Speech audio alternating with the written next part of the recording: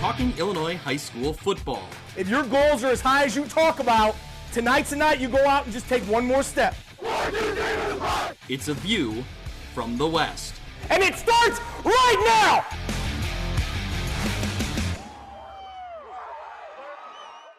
Welcome back to View from the West podcast, the podcast covering Illinois high school football on the western side of the state. I'm your host, Greg Armstrong, joined once again, as always, by Mitch Stormer. Mitch, the last time we talked to our loyal listeners, we said we were going on a Christmas break. Well, that lasted a whole 48 hours, and here we are back again in the studio because we got breaking news. We got news happening all over the IHSA high school landscape, football, and kind of in general, all the way around. So I guess we start. We have, obviously, let's start at the top. The playoff field is expanding, so that will be the main portion of this show. But there's breaking news kind of around football and kind of segueing into that same topic that's all happening at the same time. So I think we need to start there with kind of some of the most recent developments and then kind of backtrack. Yeah, it's very important that we're agile on this on this podcast, and certainly this is why, because we signed off for 2025, and then the very next morning, the proposal results came out, and it's a seismic shift in how we will play football in the state of Illinois. So yeah, there's been plenty of conversations. I certainly was off the air with Matt Randazzo earlier this week. I know Kyle and Logan did an episode on NUIC football. Certainly Seuss and Matt did their episode on Friday Night Drive. So there's been a lot of discussion. Certainly if you're listening to this podcast, you know what's going on. And we'll take a few minutes, I'm sure just a few minutes of your time to dig into it a little further. Yeah. Well, so we'll get into it. We'll get into all that goes into the playoff expansion, kind of the proposal 19 and what it defines, what it lays out. And I think what's really important is to kind of dive into what it means this season, what it means moving forward. I think obviously the instant reaction to all of it is that there's more teams in the playoffs. Does that water down the playoff field? But I will say, we'll get into it here, there's more to it than just that.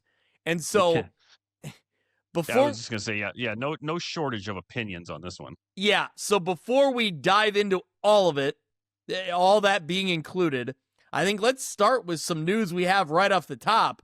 We have several coaching changes around the area, several new hires coming into place. So let's kind of talk there, and then we'll kind of set up what's happening next. Yeah, we're recording this on, what is it, Tuesday? Wednesday, right? God, I can't even keep the days right.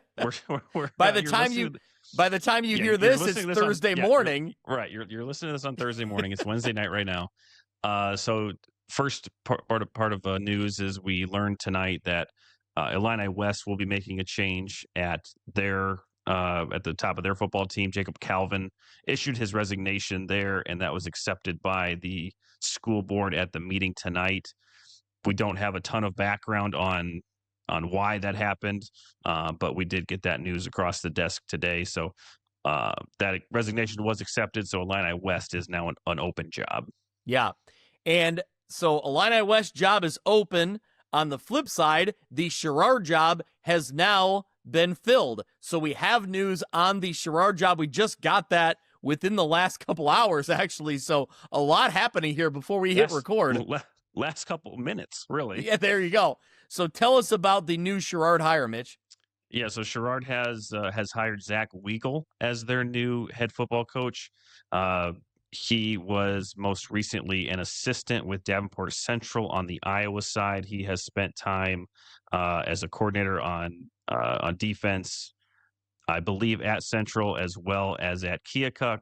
Coached at Iowa City West, which is a proverbial powerhouse there in Iowa, and Northwest Junior High as well there in Coralville. So a new name into the fold, crossing state lines here, but Sherrard has now filled their vacancy. Yeah.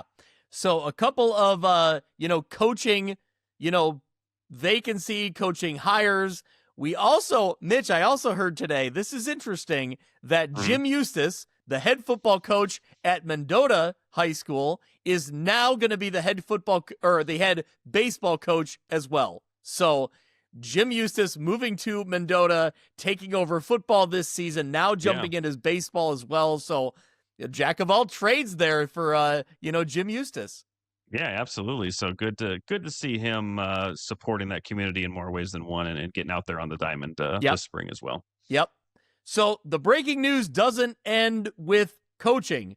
We have, through the process of the Proposal 19 being, voted into place and the playoffs expanding and all that comes with it, I think that one of the big reasons for this Proposal 19 was to encourage teams to find non-conference games, not be afraid to go after some challenging non-conference games.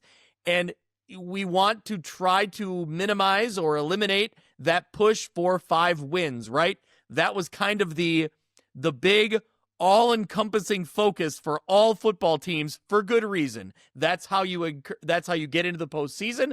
That's how you make your mark as a program. That's how you extend your shelf life as a football coach, really, if we're going to be honest with it, speaking of hiring coaches.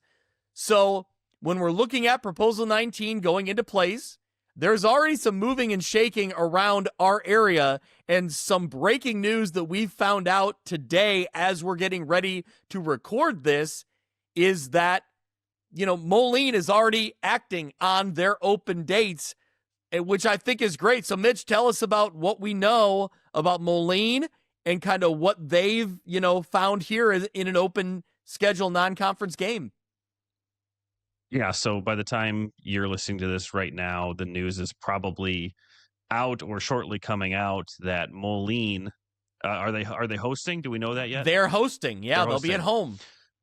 So Moline in week 1 in 2026 will be welcoming in the Rochester Rockets to Browning Field. So Coach Morrissey, as you mentioned, Greg, taking a different look at this proposal and seeing it as an opportunity to really add some power players into their non-con schedule. They've always done that. They've always had a pair of good opponents in their 2 non-conference games, but Coach Morrissey and staff there see this as an opportunity to get some really good experience without having to worry if they lose or not.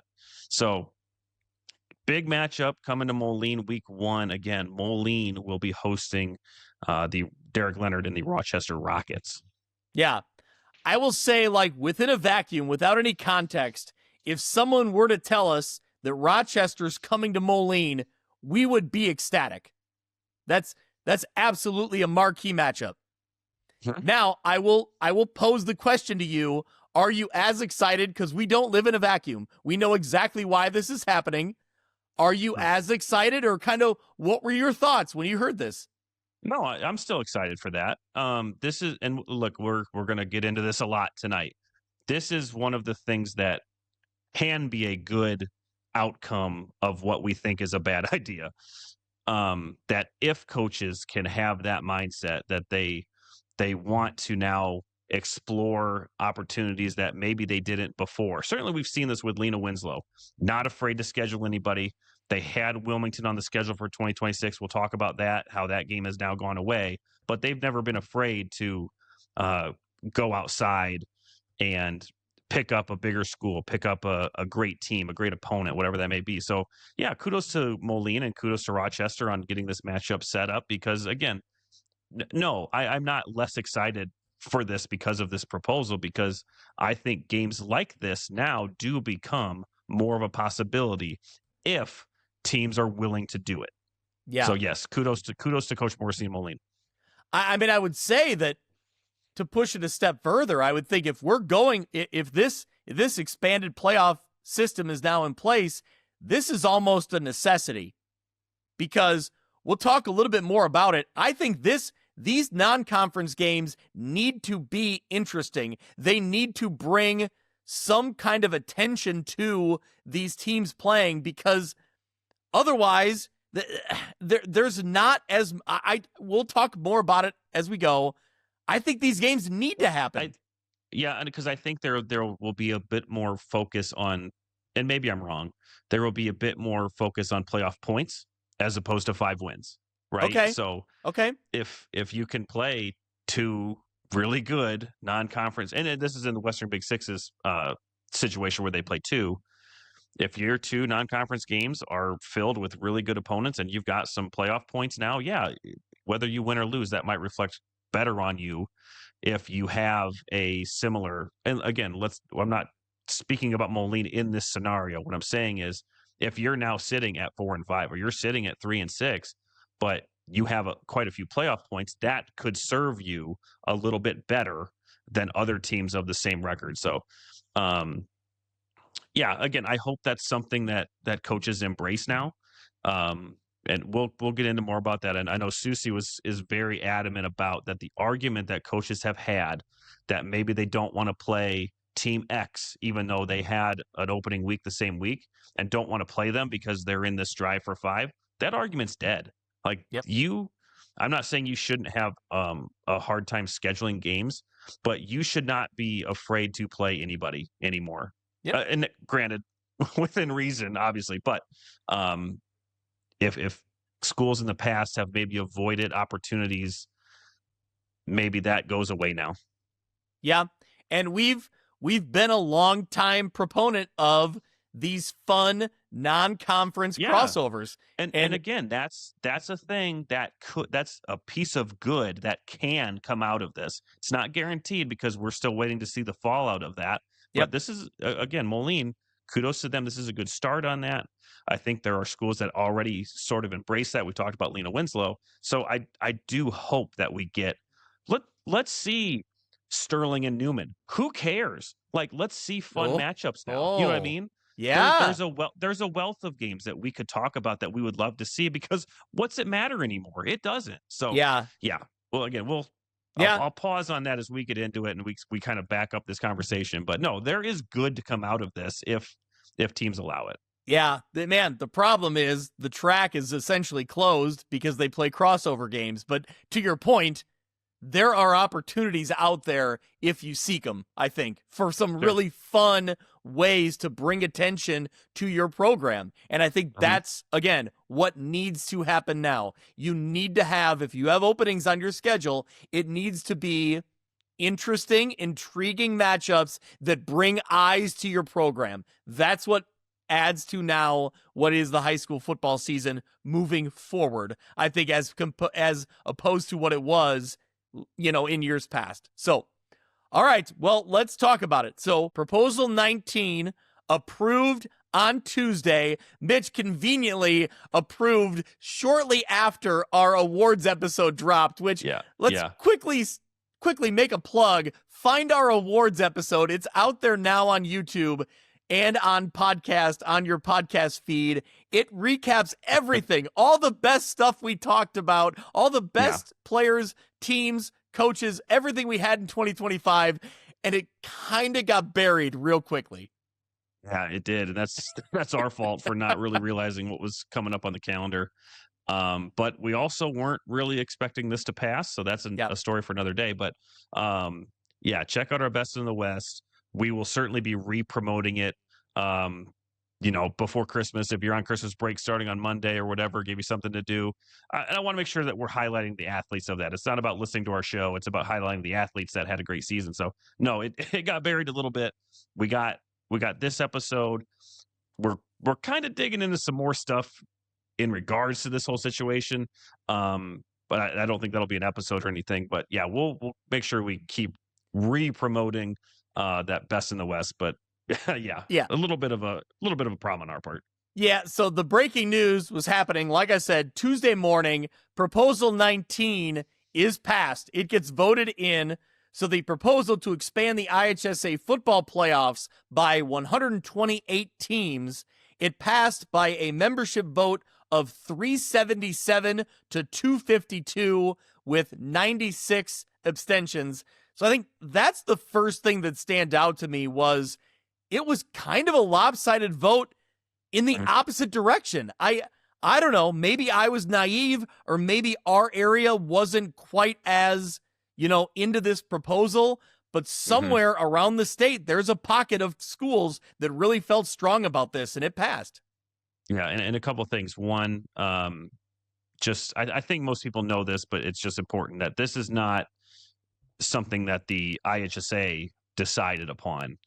This, every year member schools can submit proposals for how they want to change the bylaws.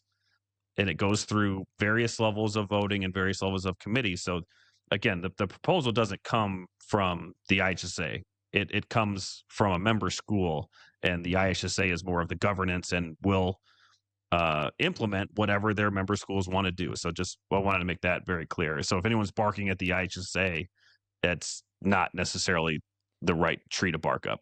No. So go ahead. I was just going to say, you mentioned the voting breakdown, and that's still the part that I cannot grasp. Yeah. And maybe it's like you said, our area of coaches that we have talked to, there are some in our area that have voted for it, but a lot of the coaches that we talk to are very, very against it. And the overwhelming majority of how this vote went, it's still, the math doesn't math to me, I guess, but it's a big state with a lot of schools. So I don't know where they came from, especially when other proposals, didn't even get to legislative committee. And then this one passes with a huge margin. Like, I can't wrap my head around that just yet. Yeah. Well, and we can talk about that in a minute, but the proposal you referred to, the Roxana proposal, which we did a whole episode on, we brought in Steve Susi in week 7 or week 8 of the regular season and talked to him because that proposal was so well laid out and so in depth and in detail. And we both talked about how we didn't know if we necessarily agreed with all of it, but it was so well thought out and proposed that I was surprised it didn't make it onto the ballot. I would have loved to see it on the ballot because I think I would have been interested to see how member schools voted. Now, in the meantime, the proposal here submitted by Monticello High School is the one that passes through. So it will expand the playoff field by 128 teams, like we said. So that increases the field of qualifiers from the 256, which, Mitch, I feel like that's a number that's like etched in our brain because every year it's that 256 that we talk about with Susi and with Kyle Kampmeyer and everybody, right? Like that's the number we know. That expands now to 384. So 384 schools will now be in the Illinois high school football playoffs. That is a change from the 256, which had been in place since 2001. So you really talk about the Illinois system had been set up, and now there were some tweaks, some multipliers, and some waivers and things that had gone on in the system, but the actual system itself has been in place for a long time. And, Mitch, that goes back to when we were in high school and kind of looking at kind of the landscape of high school football. It was a system that had been pretty well established over the years. And as we've heard from some people, coaches from around our area had heard from coaches from around other states that looked at this model in the IHSA as one that was really well run. And I think that's something to comment on. Yeah, I think that while we hear that the drive for 5 is difficult, and I don't disagree with that at all, that to coaches from other states that we have heard from, not everybody, I'm not trying to make it sound like it's the majority or that we've talked to a ton of coaches from other states, but we have heard from other states that they would love to play in a system like that. And again, we'll get into our opinions on this, but I agree with that sentiment that the system in terms of how you qualified for the playoffs was fine. It was perfectly fine. Rarely did you get into, this isn't the college football playoff where you're debating, who gets the 12th spot. Rarely did you have 5 and 4 teams that didn't get in. It happened. It didn't happen every year, but it happened. But it was rare, and it was very easy to see how you qualified for the postseason. That target was there from the first day you put on shoulder pads and what you needed to get to, and that has now become much, much easier to obtain. Yep. And I just, I don't like it. Well, I was going to say, we'll get into more of our opinions, throughout this episode. But I do want to say that I hope the people who listen to us on the regular recognize that I'm going to do my very best to provide both sides of this argument. I really do. I will say I was surprised when the vote happened, and I was trying to wrap my head around it. And if you've seen my post on X, I laid out all of my bullet points on what I think is kind of the long-term negative effects of this. So you can go out and see them. You already know what my viewpoint is, but I will say I do want to I want to try to come up with a balanced front here and a balanced, argument on both sides. So we'll talk through it and kind of talk through what we like and what we don't like. But yeah, I think I have questions. Yeah, and you posed the question on X earlier tonight, like, hey, who has questions about this? And we have plenty that we can roll through in this episode. That'll be some good talking points. Because there's still a lot left unknown because it hasn't shaken out all that much, I don't think. So I don't think we'll have all the answers. Certainly I think maybe we're over the knee-jerk reaction at the moment. Yeah. I think I've kind of calmed down a little bit in that sense, but it doesn't change my opinion on what this is. But the last 24 hours, I've certainly taken a look and taken a listen to those who are for this. And again, I can understand something but disagree with it. And I think that's where I'm gonna be at with a lot of this. But no, we'll get into this. We got plenty of questions that we want to kind of talk through and discuss tonight. All right. Well, let's keep going through some of the details of how it's going to lay out, and then we'll kind of get into, what we think about it and kind of what the kind of other side effects are. So the 8 classes are all, they're staying the same. That's not changing. But basically, instead of 32, there's now going to be 48 teams in each field, in each classification. So the highest 16 seeds in each bracket, now that being 7A North and South. And okay. Yeah, you go. yeah. So I'm getting you know what I'm going with here. So in 7A and 8A, it's 1 through 16. Those seeds get a bye. Okay. Well, that gets a little tricky in 1A through 6A, where, as you know, we've always seeded, not always, but in most recent time, seeded 1 through 16 North, 1 through 16 South. So now that's going to be split to where the top 8 seeds on the North will get a bye, and the top 8 seeds on the South will get the bye. And so then those other teams, the teams left, will have a play-in game, essentially, a first-round play-in game to get to that round of 32. Did I explain that correctly, Mitch? Anything I missed, or how do you want to clarify that? No, I think by and we haven't gotten into the start of the regular season moving up, but essentially what you have now is that I like the idea of calling it a play-in game, but I know that that's not what it's going to be called. What I find is interesting is we had somebody on X respond to us who I think is some way loosely affiliated with Monticello, who really tried to push that narrative that it's a play-in game. So I think that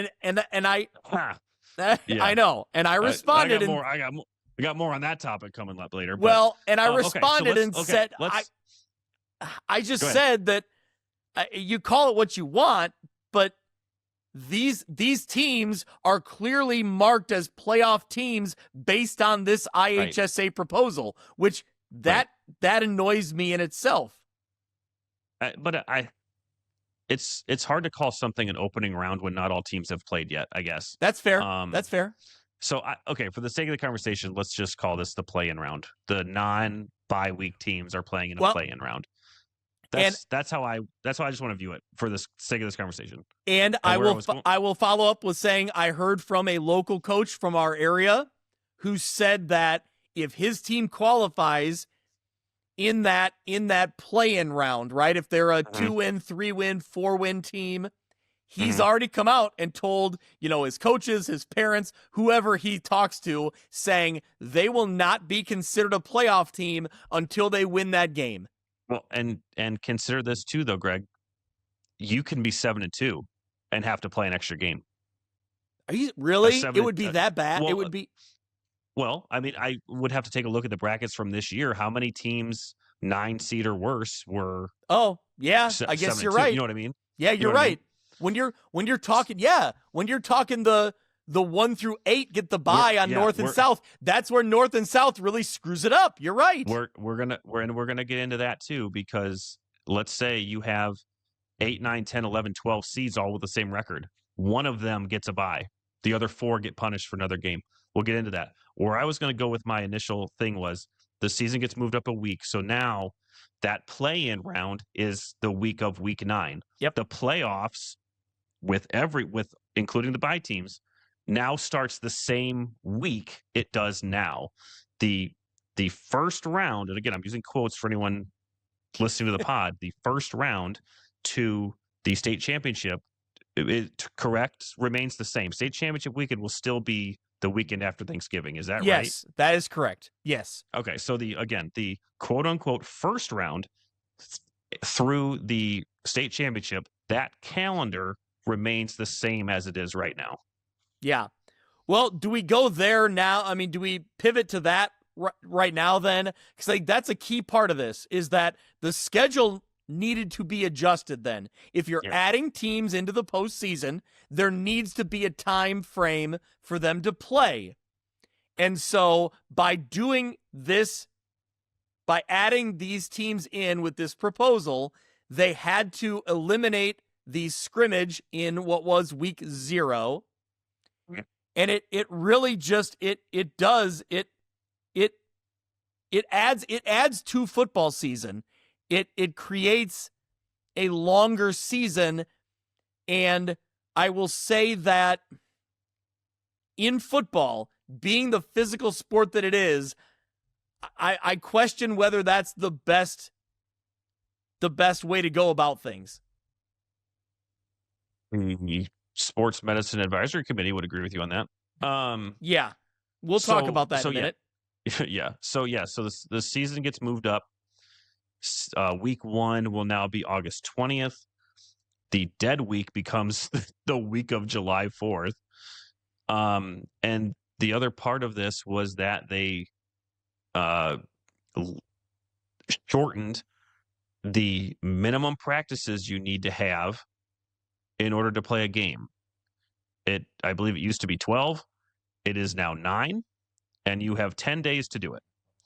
And when you're moving up into the summer, into late July, up into early August, whatever it is, you're dealing with heat, and you're dealing with, was it wet bulb globe or wet globe bulb, whatever that is. You've become the meteorologist on this. I don't know what that is, but yeah. We need Eric Maitland here, stat.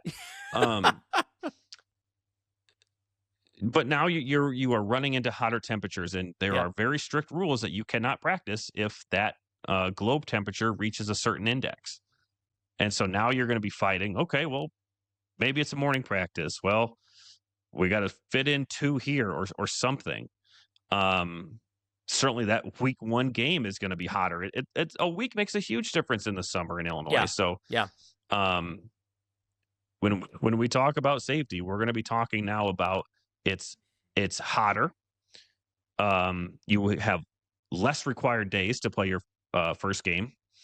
And you run the threat of not even being able to play in that week 1 game if you haven't gotten the required amount of practices, which is short already, but you're running into summer where the weather could affect that. Yeah. So a couple things here. Again, we've been reaching out and talking to a lot of different coaches because, you and I can have our opinions on the offseason and kind of what the preseason looks like, but we're not coaches. I'm not in the building. I'm not trying to get student athletes ready to play a football game. I have my thoughts on it, but again, I'm not there. I'm not a coach. But in reaching out to coaches, what I've heard was, that dead week used to be that first week in August, like you mentioned. And that was always kind of that nice segue between summer and then you get back into school and then it's football season and you're ready to go, right? So now you're running into summer vacations, you're running into state fairs, you're running into AAU sports in the summer. Like it's that week makes a huge difference in that. I will say you caught some flack on YouTube on Matt Randazzo's show when you mentioned state fairs. Sweet. I want to defend. I know. Now I need to know. What was it? Well, I want to defend you because people kind of rolled their eyes when they heard like people planning around state fairs. No, don't even start with that. I will say that on the Iowa side of the river, the Iowa school districts make a concerted effort to avoid running into that, and they start school after the state fair is over, and there's all kinds of things. Now, I know Illinois State Fair and Iowa State Fair are different, but when you start talking about rural farm towns, I do think there is some impact there. Absolutely. I love that I got flack for that. I didn't see that. Now I want to find it. Yes. Yeah. Getting back, protect your local fairs, guys. Yeah. Like, amen, Mitch. All right. So basically, with the season being I'm a week, I'm just still trying to get that Illinois pork producer sponsorship. That's really why I'm trying to advocate for that. That's right. Get a pork chop at get a pork chop at the state fair. That's all. So, I think that it just makes that football season, that preseason so short, it makes the football season longer. And again, I love high school football, right? Like, I don't think I need to tell people that on this podcast, but is making this season long, which already, according to the IHSA calendars, it's already the longest season by weeks of any sport in IHSA. And now we're making it longer. The most most physically demanding sport, we're making it longer. I have questions here. 1 month after it was already extended because of weather, a different type of weather, but it extended it out more days. Like, man, because in theory, and I don't know how often we'll see this, that a team in the play-in round would get all the way to Bloomington, but that's 15 games. That's a lot. Like, that's a ton of games to play. Well, and I think just the fact that we have to question whether somebody could do it, like that to me becomes problematic. Like, we have a way to control it, but we're choosing not to. And that is problematic. Mitch, I think it's important to bring up. So we looked back into the IHSA meetings throughout the fall, and the Sports Medicine Advisory Committee had met in late October, and they discussed Proposal 19. There's some really interesting notes that are on the IHSA website that were posted, the minutes from that meeting, and I think it's worth discussing some of it. Well, for sure. And we'll get into that because the snapshot that we looked at, it has Proposal 19, it has Proposal 20, which is also football related. I don't remember if it passed or not. And then there's this general thoughts where really I think the where you can really kind of take a look at that and wonder to yourself, like, how did this happen? Yeah. You know what I mean? Like, well, what insight was given here? So let's back up. The IHSA has a SMAC committee, which is the Sports Medicine Advisory Committee. That committee meets to review IHSA policy, and they provide input to the staff and to the board, the members of which are the members of the SMAC committee, they're on terms, so it does rotate around. They're athletic trainers. They are physicians. There are principals on the list, athletic directors, a doctor, a mental health professional, and more athletic trainers and athletic directors. So it's a mix of healthcare professionals that can provide their expertise into things like these proposals, as this proposal was. I came into this believing that the weight of these SMAC committees' inputs held any weight whatsoever. It has been proven that they do not. And what I mean by that is if you look at those comments, and Greg, I can let you read them. Yep. It is very clear. Now, this is from October. If something happened between October and when these were voted on, I don't know. I can't speak to that. It is very clear that this proposal did not have the support of the SMAC committee. So if we are to look at these proposals that directly affect player safety in the state's most dangerous sport, and the advice or the input of medical professionals bears no weight whatsoever, what are you doing? Yeah. Honest to God, what are you doing? Yeah. Because I am not any sort of a lawyer. I don't know how any of that works. I would imagine there is some sort of liability somewhere that advice was not taken into effect. And maybe it was, but it certainly didn't hold any weight into the outcome of this proposal getting to the point where it was voted on. Yeah. So getting back to your, mention of the comments made, the comments that are documented on the IHSA website. They're public. Yes. You can pull them up right now. The public record from the meeting with the Sports Medicine Advisory Committee from October 31st of this year. The first comment states that states that have already gone with lower acclimatization numbers have had heat-related deaths or injuries. Like, that statement to me already is jarring. Like, the first statement says that when you lower those amount of practices needed before you start a season into the summer heat, like we talked about, there have been shown that there's been heat-related issues, deaths or injuries. The last note on here says, point blank, it seems like we're sacrificing player safety. That was what was stated by the Sports Medicine Advisory Committee. Like, This is very concerning to me that these statements were made in October. And what weight does this committee hold if they're making these statements, but we proceed anyway? The other comments here, a minimum of 10 days of heat exposure over a 14-day period is what the research calls for. I don't quite know what that's referring to, but I imagine that when they look at this proposal saying they're doing 9 days in a span of, 9 practices in a span of 10 days, I think that goes against that guidance. Other comments were, kids who join late and or do nothing over the summer have to be protected too. They struggle now. It would be even worse with less acclimatization time. And finally, worry about the freshmen who don't know what they're getting into, even with a good summer participation.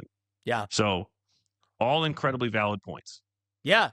If you are new to football, and maybe your playing time expectations are low anyway, it's not even about that, I suppose. If you are new to football and you are given 9 practices, that's it, to get ready for your first game, how do you think that's going to go? Yeah. How do you think that's any remotely safe? And we'll get into the other sports and how their postseasons are structured too. But I was thinking about that today. Like, if you took football and you took basketball and you said you have 9 days to prepare for your first game? Which sport do you think you'd be more prepared for? And which sport do you think you would be safer in doing so? It's not football, I'll tell you that. Yeah.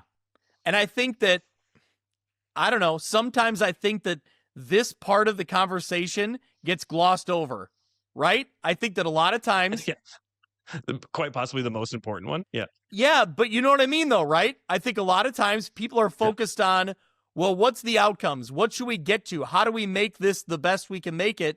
And the practice or the prep time is not what's at the forefront. This is very jarring to me. And I think that on the bigger level, which I also posted in my, in my feed on my X account, was player safety is one thing, but now let's talk about player development, Mitch. We're limiting practice time, but then we're adding potential games. So it's just, we're going against both things. Like, player safety is not being enhanced here, and player development is certainly not being enhanced here because you're cutting down your practice time and jumping straight into games. And I'm going to jump around a bit here because I want to get into the Prop 20 comments, even if they're not Prop 20 specific. The things that you just mentioned, the risk of the health, the risk of the development, that's what's going to get your numbers to drop, not wins and losses. Yes, thank you. It's not going to matter one bit. So I disagree wholeheartedly with that sentiment that this will create more opportunities for, well, I agree that it'll create more opportunities for teams to have some success and get into the postseason. I do not agree that it will automatically mean that they're going to have stability. I don't believe that at all. All right, so there were also some comments made under Proposal 20, which Proposal 20 didn't make it to the ballot, so I don't know exactly what the parameters were on that one.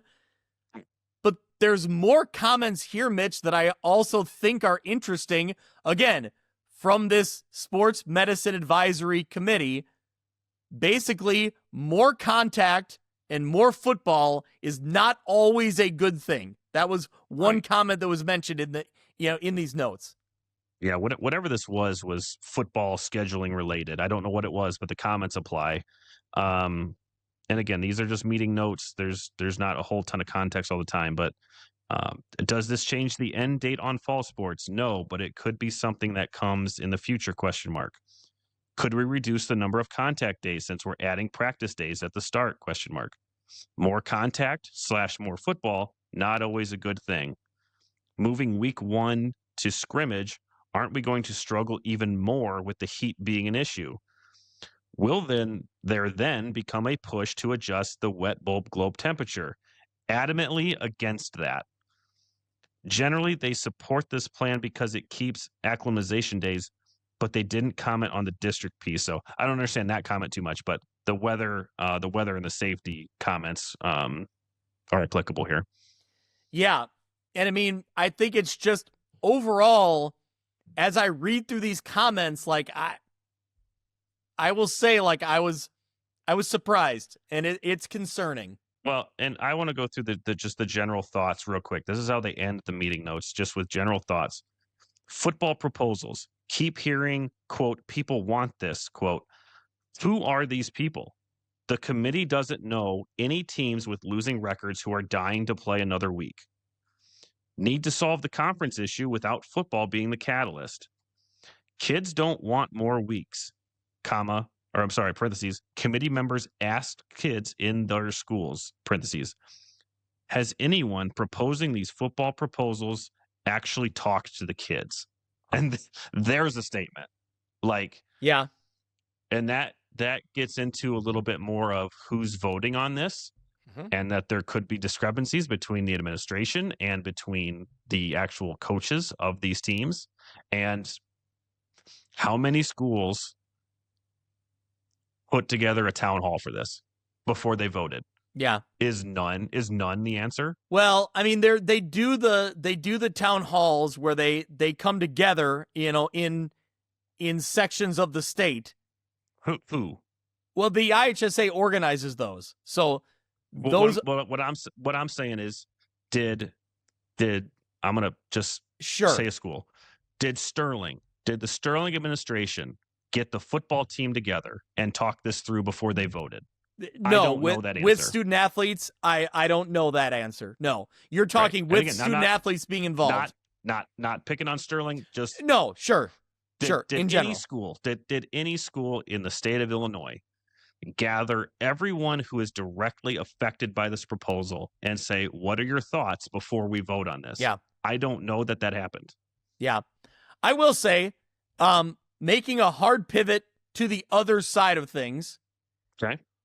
What I heard from the Paxton Buckley Loda X account, they came out. One of the few that has been public about their support of this. Yes, they were very outward when Brad Dixon, the head coach from Camp Point Central, came out and asked who is in support of this. Very much against this proposal. Correct. But I will give Paxton Buckley Loda credit. They spoke up, and I don't know if it's their head coach or their program feed in general came out and said they're in support of it. And one of the comments I saw on their feed was that they've never had a student athlete say, we don't want to play one more football game. And Mitch, I think you and I can agree with that statement in itself, that yes, high school football is a weird beast in the fact that when your last high school game is done, what do you figure? 75% of those players are never going to play another organized football game again in their life, right? Like 95. Yeah, sure. Up the percentage, because it's true that there aren't any. You're not going to play rec league football, right? When you're a grown adult, it doesn't happen. So to that point, I respect his decision for his program. If that's what they feel like they want that one more week. If they finish 3-6, 4-5, they want that one more week. But I do question down the road, are there 2-7 teams? Do all 2-7 teams feel that same way? Yeah, and I think this is where my stance has softened in the last 24 hours, and I agree with that, and I am in full support of the playoff experience being opened up to further teams. I still will fall on the side that I wish that was earned, and I think that feels different.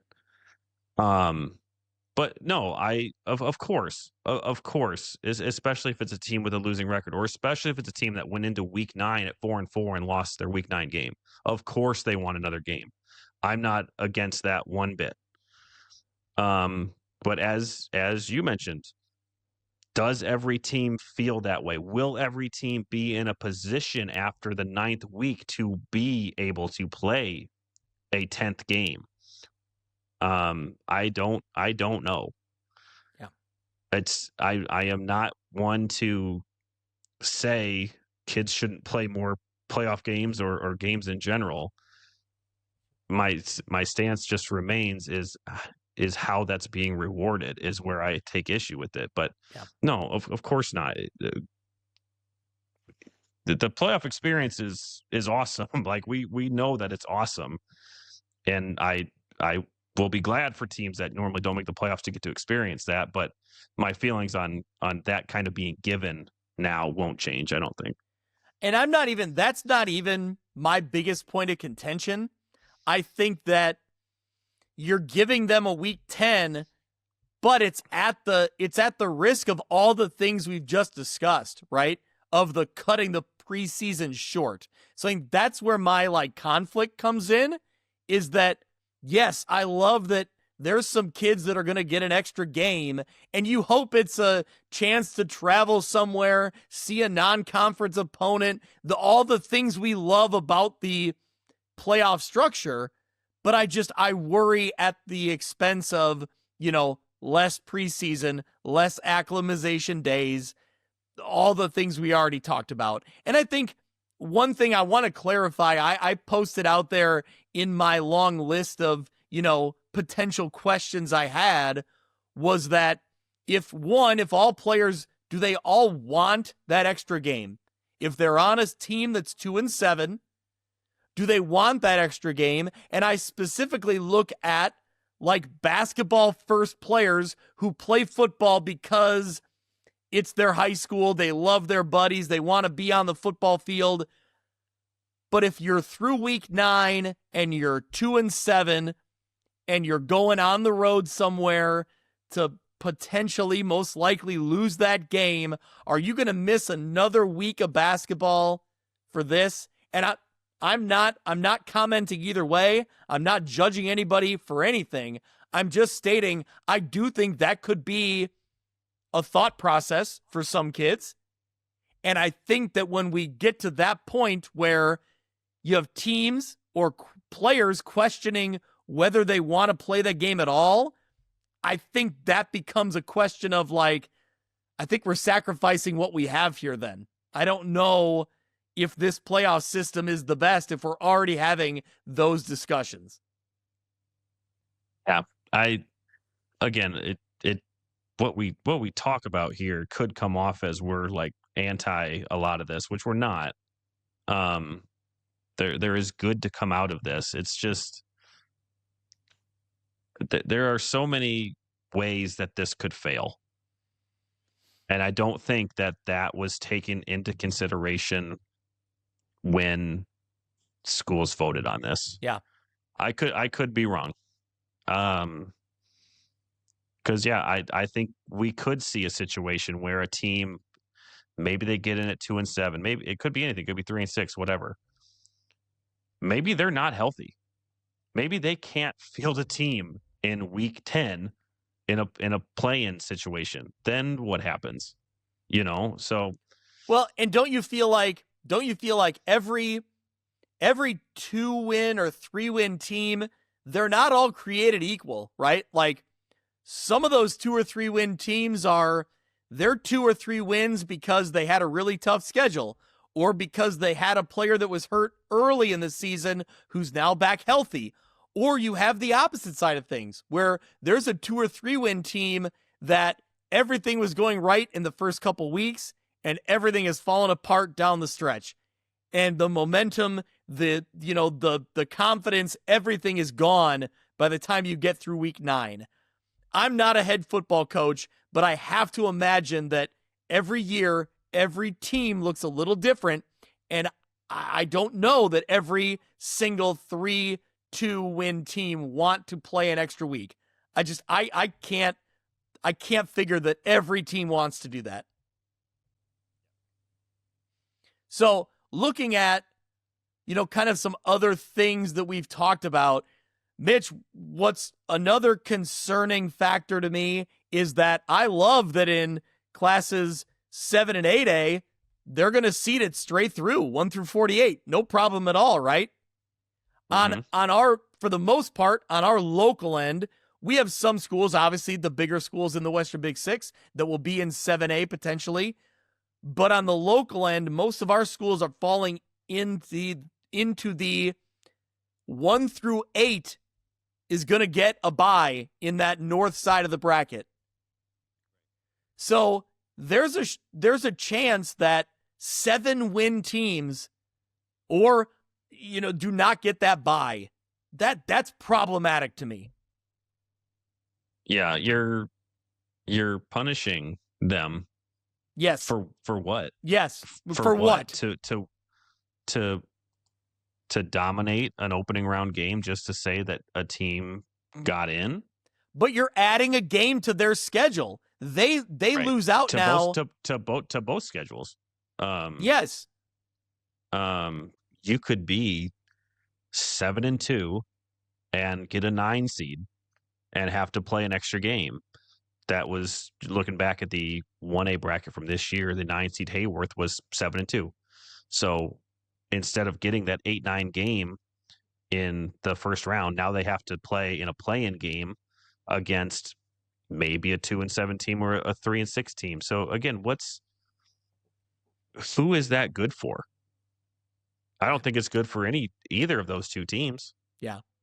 Well, and I think that becomes, again, we've always wanted 1 through 32 seating for every class.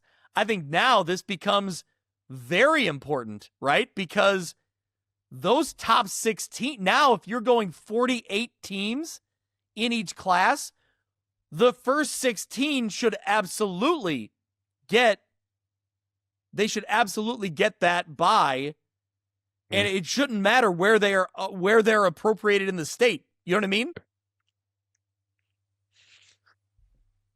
You know, because they are keeping this north and south split and giving the top 8 seeds in each side of the bracket the bye, you are not guaranteed to get the top 16 ranked teams into a bye situation, because if the top 16 teams, the top 16 ranked teams in 1A, let's just say, if 12 of them are from the north, then you're putting 4 of the top teams in the state having to play in a play-in situation. Yep. So like that's the hard part of expansion without going straight seeding, because everybody, whether they voted for this proposal or not, I think you would get a majority who clamor for straight seeding as opposed to expansion. But certainly with expansion, they would still want to see that as well. And that could open up travel, which has always been a thing that whoever has said that a reason why we can't do straight seeding. Well, now we're asking 2 and 7 teams to go God knows how far to play in a play-in game that they'll probably lose. Yeah. So what are we talking about? What's the difference there? Yeah. Yeah. And here's the thing. I'm torn because I hate the idea of those teams that get in at 2 wins. Like, do they want that? I don't know. I can't speak for every program. Time will tell, but that seems like a tall ask, right? When they've struggled throughout the regular season and they get sent down the road. But I would say yes. I would say the majority of 2 and 7, 3 and 6, 4 and 5 teams that you would ask that question to, the answer would be yes. We want to play another game. Okay. I respect that. Yes. I just don't know what the point of it is. You know what I mean? Yeah. Like, yeah. We are rewarding that. I mean, I guess Mitch, the examples of a 2 and 7, 3 and 6, especially 2 and 7 and 3 and 6, we'll leave 4 and 5s alone. The chances of a 2 and 7 and 3 and 6 team getting into the first round are slim. Yeah. That's it. Yeah. Like, it's slim. There are going to be examples in the NUIC. There's going to be examples in the Illini Prairie. There's going to be some examples certainly in the CCL and the bigger classes that those teams will advance. Those examples and those conferences that are that strong are very few and far between. So while I disagree with your statement, because I think teams will say they want to. Yeah. I just, outside of giving that playoff experience to them, I don't know what the point of that is. Okay. Well, I will counter then the point of saying the point is they get that experience. I think that's, if we're here, if that's what we're doing. What this boils down to. Yeah. I think that's all this boils down to. Yeah. If we're here, that's what it comes down to. And I okay. Like, at the sacrifice of what? At the sacrifice of safety, at the sacrifice of schedule. Yeah. At the sacrifice of screwing a team that goes 6 and 3 or 7 and 2 and saying, "Welp, not good enough. You got to play an extra game to get into the first round." For what? Yeah. For what? Yeah, you're exactly right. Nope, I would. Yep. So and again, that's my problem with this. It's not allowing lesser win teams to have that playoff experience. Of course, I am pro that. It's just at the expense of what? And I don't think I don't think that's properly balanced. Yeah. This episode of View from the West podcast is brought to you by Simulation Sports. In addition to golf simulators and batting cages, Simulation Sports provides golf club repair, custom fittings for driver shafts, and even private lessons for golf, baseball, and softball. Whether you're looking for a fun group activity or want to fine-tune your skills and equipment, Simulation Sports has something for everyone. Visit their facility at 400 South Main Street in Monmouth, Illinois, or go to thesimulationsports.com to start playing today.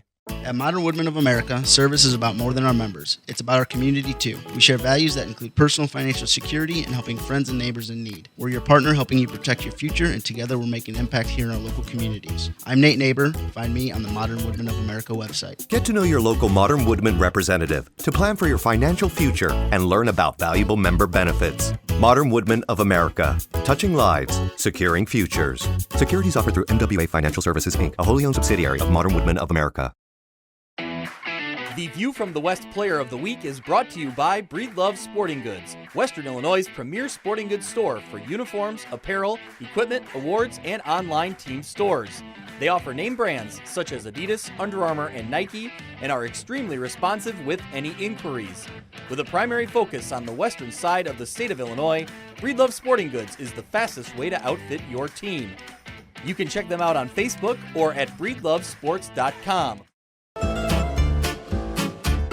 When it comes to quality, convenient pizza, Godfather's Pizza in Silvis has you covered. Featuring a beautiful dine-in area, delivery, and a carry-out window. Godfather's Pizza is that pizza you grew up with, not a convenience store. You see, at Godfather's Pizza, the dough is made fresh daily. That mozzarella cheese is shredded fresh and never frozen. And those toppings are abundantly piled high each and every time. Locally owned and operated since 2010, Godfather's is a huge supporter of local athletes right here in the Quad Cities. So come on by and check them out at 1211 Avenue of the Cities in Silvis. Order online at godfathers.com and reunite with that same delicious pizza you grew up with. This is Dan Pearson of Fellowship of Christian Athletes. Our FCA team of staff, board, and volunteers is pleased to support View from the West with Greg and Mitch. Our Northwest Illinois FCA team is 3 teams in 1, serving coaches and athletes in the Three Rivers, Northern Illinois, and Greater Peoria areas, all with schools covered by View from the West. For more information, email me at danpearson@fca.org. FCA, the heart and soul in sports. Hey there, local high school football fans. This is Sean Considine, a Byron Tiger and Iowa Hawkeye alumni, and now an LPL financial advisor. I'm passionate about high school football because it's the purest form of the game where communities come together. You can find me in my Byron office until I run off to football practice. I'm happy to talk about football or the markets. I'll leave that up to you. I want to wish everyone across Illinois a safe, successful, and memorable high school football season. Securities and advisory services offered through LPL Financial, a registered investment advisor, member FINRA SIPC. Hey, this is Brett Bielma, the head coach of the Fighting Illini from Prophetstown, Illinois. You're listening to the View from the West podcast. I will, to counter all of this, I'm trying to make sure that we're being, kind of balanced. I do want to try to present the argument from the other side. What I think is interesting is that 2 local coaches from our local area in the Western Big Six, they voted opposite, but essentially, one of them voted yes to this proposal. One of them voted no, but they essentially both voted the way they did because they did not want district play in place. So I think that when you look at the Metro Quad Cities, the Western Big Six does not want the district play in place. So I think that these schools are okay with this moving forward if it means they can stay in their own conference. And I don't necessarily agree that this will bring that stability. It could. But I don't think that Trying to think of my thought here. I'll just say I don't think it's automatic that we won't see conferences or teams in conferences realigning or trying to get matched up with different teams that might be closer, or regardless of if your record or if the regular season has a little bit less meaning now, they are still going to want to try and play teams of similar size and similar class. So I don't think this slows that down as much as maybe they are thinking it will. I could be wrong. Yeah. So you're saying that you don't think that the chase for 5 wins is what's always been the problem, and that conference shifting is because schools are looking for, they have to win in football, so we got to make the move. I mean, we've seen it, right away, at least with Moline. They're willing to go out there and get that game against Rochester. This is an interesting matchup that I don't think we would have gotten maybe before this all happened. So there is some moving around. Will it continue to happen? It kind of depends program to program, I think. Yeah, I think so. Yeah. So, Mitch, overall, do you feel like the regular season is going to be less interesting? I'll be honest, that's what I worry about the most, is that from week to week, we just don't have the intrigue. Yeah, and that was one of the questions that Kyle had sent to us. I do want to get to that list of questions. Yeah. So I think that'll keep the conversation going. So we can start there, because Kyle posed the question: does putting more teams in really devalue the regular season? You're still playing for conference and higher seeds. So does it devalue the regular season? No, I don't think it devalues it in that sense, because you're still competing. I'm not going to say it makes it less competitive, but I'll just come out and say it. I think the regular season is less interesting now. It is. It just is. So it doesn't devalue it. It's just less interesting. Yeah, I suppose. I mean, teams still have to win. Okay. They have. Okay. If our like week 6 episodes where we talk about who's 2 and 3, who's 3 and 2, and what they have left, those episodes are dead. I know. You know what I mean? I know. Like, there is no more interest in that anymore. Nope. So, no, in the sense that you are still competing for a conference crown and you're still competing to get those wins, I would argue the drive for 5 is no longer there. The drive for 8 is, because you want that bye, but that's beside the point. So, no, devaluing the regular season, not in that sense. Does it make it a little bit less interesting when you get into week 7, 8, and 9 when you're trying to get in? Again, a team that was sitting at 4-4 in week 8 with everything on the line, especially if they are going up against another 4-4 team in week 9, with everything on the line in that game, that just died, and that sucks. Yeah. So devaluing it, no. Less interesting in some circumstances, yes. Yeah, I completely agree, because I look across the board and just think like a lot of what we talked about throughout the season was that build up to who's pushing to 4-5 wins. And now we can do that in week 2. Yeah, and now, so we had John Huff reach out to us, who covers a cross-section of Southern Illinois and into Missouri, and he mentioned that you'll still have conference races. But on the Illinois side of things, does it matter if Moline wins the conference and Geneseo finishes 1 loss behind him? I don't really think it makes that big of a difference. State that again. Repeat the question. If Moline wins the conference and they're the conference representative from the Western Big Six, but Geneseo or Sterling or United Township, Quincy, whatever school you want to name, and I'm not saying this is, people are already mad at me now because I already just said Moline is, the favorite. If you homer. Whoever finishes second, if they're 1 loss behind them, does it make any difference?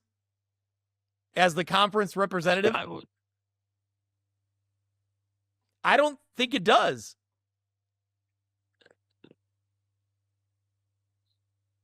I stumped you. No, I suppose not. I suppose not. So that's the thing, is like, I'm not really interested in a conference race. And so now I'm not really interested in who gets to 5 wins. So what are we doing here?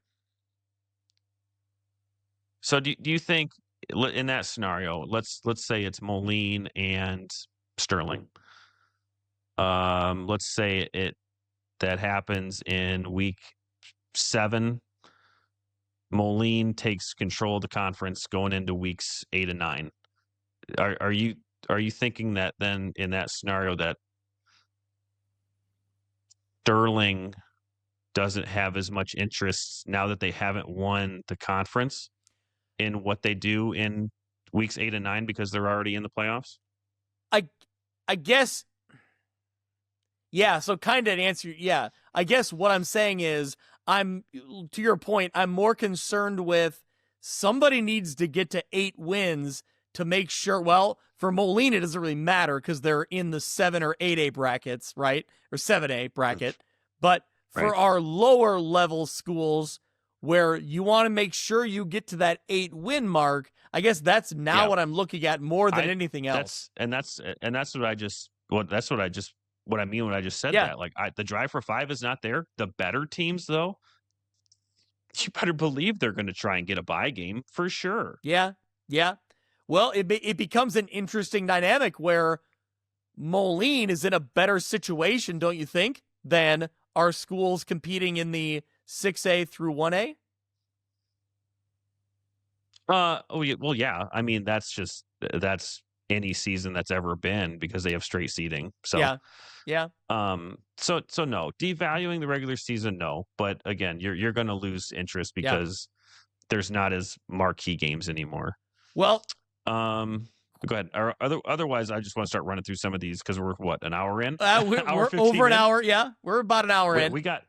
Yeah, I think we can go through some of these quick. I think. Well, and I think that one of your questions we'll get to when we talk about 7 and 8A in Moline, United Township, potentially Quincy in 7A.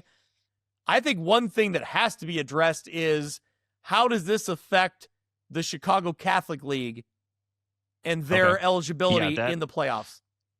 Okay, so let's pause on that for just one question. Okay. So the first one that came in, and again, listeners, we appreciate everyone who's sending questions. Probably won't get to all of them. This is another one from Kyle. Are you interested in the play-in game process? Not the bye week, but just the teams from the other areas competing to solidify the week of 32. No. I'm sorry. Okay. No, I'm not. Because I think you are gonna get the same field of 32 that we already got, with very few exceptions. Yep. So again, I am all for teams experiencing that playoff. Am I interested in that week? Not necessarily. Yep. Could there be some interesting games? Sure. But it's not going to be between a 7-2 and a 2-7 team. I will not be interested in that because you already know how that's going to go. Well, and think about what we just killed off now by expanding the playoff field. So in years past, we had the selection show on a Saturday. We had that build up to a first round matchups on across the board, right? Everybody's playing that first week. I think now what becomes a problem is the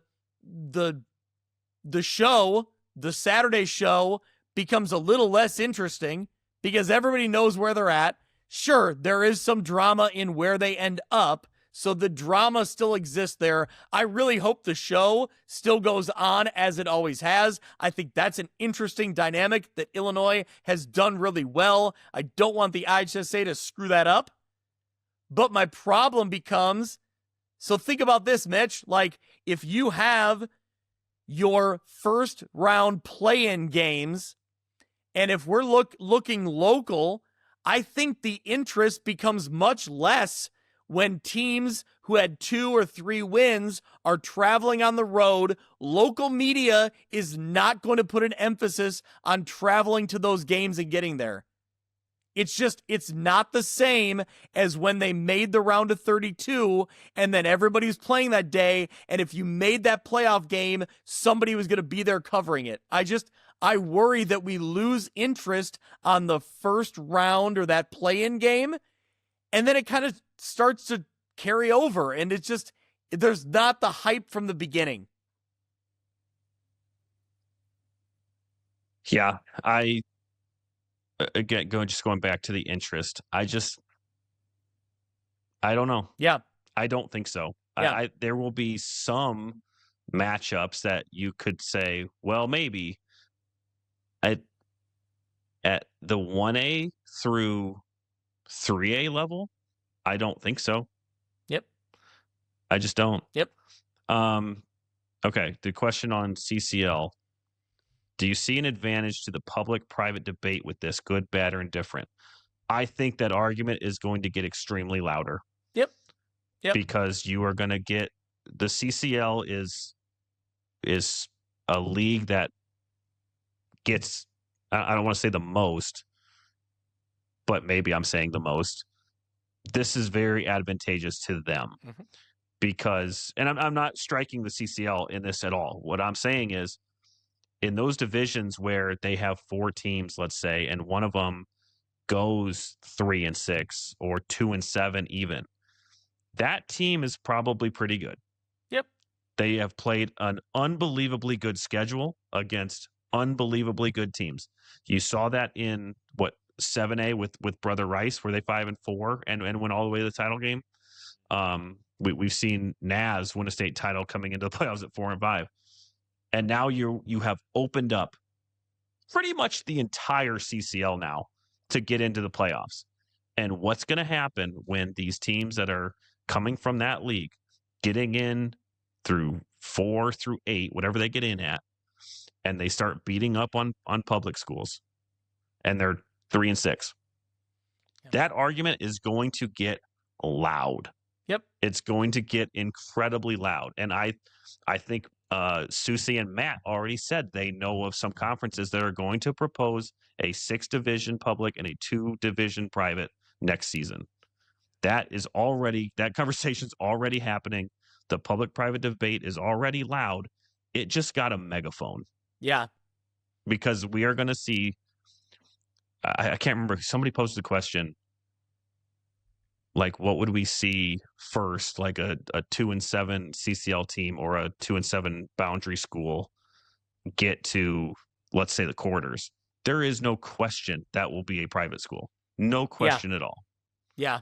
And that's not a shot at them. No. That's not this conversation. It's just that this setup opens that door. It blows those doors wide open. That public-private debate is going to be at the top of mind of everybody come state championship weekend next year. And the problem is, I felt like we had gotten to a good balance point, right? Like the IHSA, the IHSA reacted to what they saw. No, it got better. Yeah, it got way better. Hang on. The IHSA reacted to what we saw at the state championship games 2 years ago, right? Yeah. When we saw Belleville Altoff playing Lena Winslow.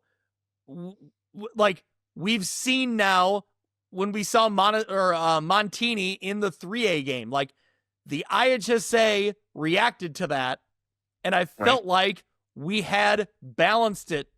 We'd gotten to a point where let's let it play out and see how this plays out, see if it can balance itself. And I think had we let it work out, it would have been fine. And now we threw a whole wrench into things, and you're right, it's going to heat up again, and it's going to get ugly, and I don't like it. I don't like where it's going. I don't like the direction that's heading, and I really worry about it long term. Yeah. Yeah. And again, we don't run into the CCL a lot in our coverage area, so it's going to be a bigger problem for classes 5 through 8, but it's going to happen. But I will say, we ran into it. We've run into it with Moline over the years. We've run into it with Sterling.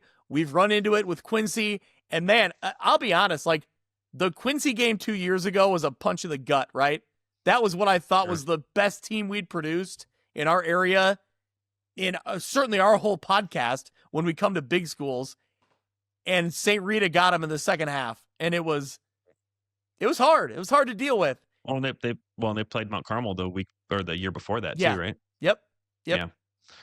So this is not a question, but along these lines is what happens with CPL teams?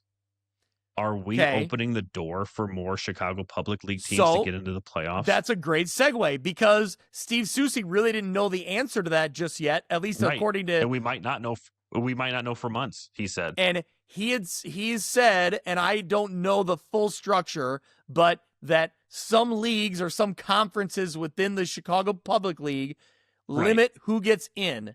And so I think that was put in for a reason because, as he's pointed out, there are some leagues unfortunately, they just will not compete at the state level. They're not set up to compete at the state level. The teams that get in don't compete at the state level. Mitch, I'm trying to be diplomatic here. The teams we see, the stats back that up. I know. The teams we see that get into the state playoffs are not competitive, largely. Chicago Phillips is the one team that bucked that trend, and they did it at a really high level for 2 or 3 years.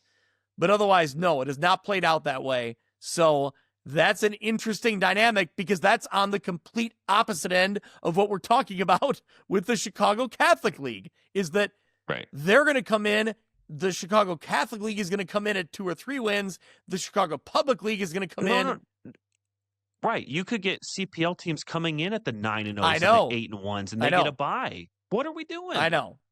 So that's got to be addressed. I don't know if it will be. It should be.